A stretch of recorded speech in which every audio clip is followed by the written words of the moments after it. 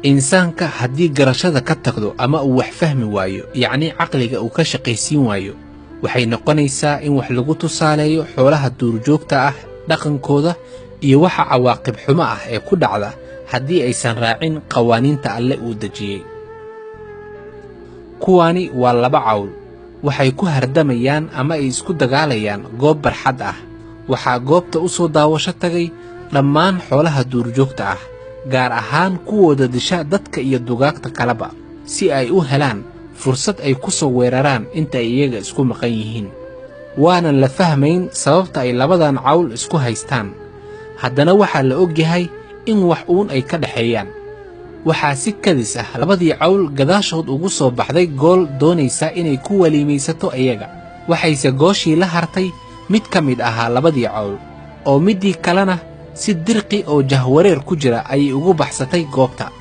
haddaba arrintaasi oo kale alla weyne wuxuu ugu digay muslimiinta wuxuuna yidhi وأطيعوا الله ورسوله ولا تنازعوا فتفشلوا وتذهب ريحكم واصبروا إن الله مع الصابرين. adeecana alle iyo rasuulkiisa hana isqabanina oo midkiin kan kale yaydan geesinimo jibin si xooggiina uu u tagin yacni u fashilmin oo sabra hubaashii alle wuxuu la jiraa kuwa sabra.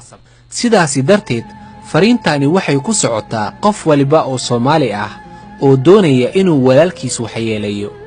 ogow intaad isaga ku maqan tahay ayaa adigana cadowgaaga kugu soo maqan yahay. haddii aan midowno waan sii jiraynaa oo taagnaanaynaa, haddiise aan kala tagno waynu dhacaynaa oo burburaynaa mana sii jirayno.